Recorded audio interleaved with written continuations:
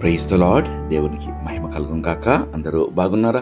ఈరోజు దేవుడు మనకి ఇచ్చిన వాగ్దానము రండి కలిసి ధ్యానించుకుందాం. కీర్తనలో 61వ సంకీర్తన 2వ వచనము, నేను ఎక్కలేనంత ఎత్తైన కొండపైకి నన్ను ఎక్కించుము.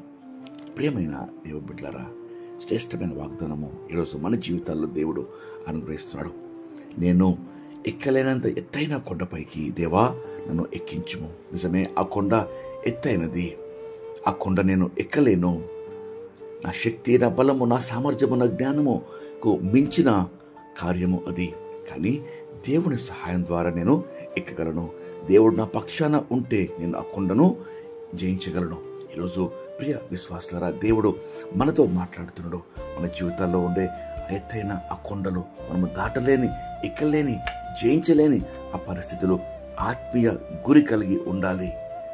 వాటిని మనం జయించుటకు దేవుని సహాయము కోరుకోవాలి అని దావీదు ఇక్కడ చేసే యొక్క విజ్ఞాపన మనం గమనిద్దాం. నిజమే, మన జీవితాల్లో గురి కలిగి జీవించాలి. లౌకికంగా మరి దేవుడు మనకు మన చదువుల్లో, మన ఉద్యోగాల్లో, లేక మన బిజినెస్లో, ఇంకా అనేక విషయాల్లో మనం గురి కలిగి మనము ఉంటాము. అది చాలా మంచిది. ఆ రీతిగా ఆత్మీయ జీవితంలో కూడా గురి కలిగి జీవించాలని, మరి దేవుని కొరకు గొప్ప కార్యాలు చేయాలి అని దేవుడు కోరుకుంటున్నాడు. మరి కాలేబు యొక్క జీవిత సాక్ష్యం మనం గమనిస్తే యెహోషువ గ్రంథం 14వ అధ్యాయంలో 6 నుండి కొన్ని వచనాలు మనం గమనిస్తే, కాలేబు 85 సంవత్సరాల వృద్ధుడు.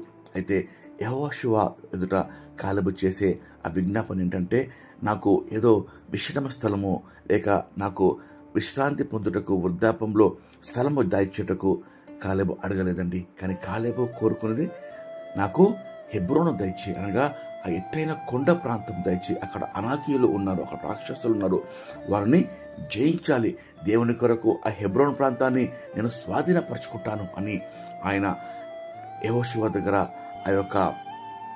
ఆ స్వాస్థ్యాన్ని పొంది అక్కడ ఆ యొక్క హెబ్రోను, ఆ కొండ అంతా కూడా జయించాడు అని వాక్యం సెలవిస్తుంది.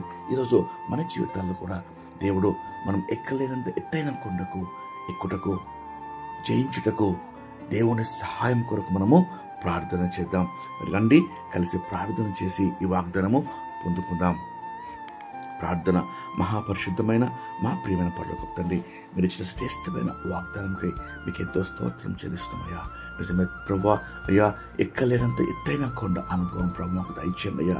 ప్రభా, మా వల్ల కాదు కొండ ఎత్తైనది ప్రభా.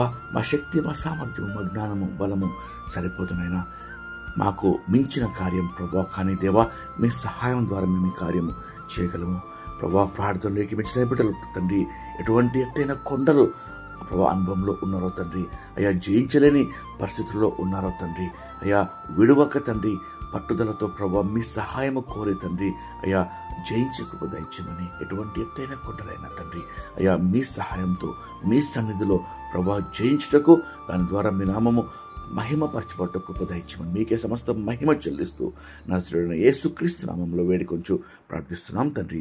ఆమేన్. దేవుడు మిమ్మల్ని దీవించును గాక.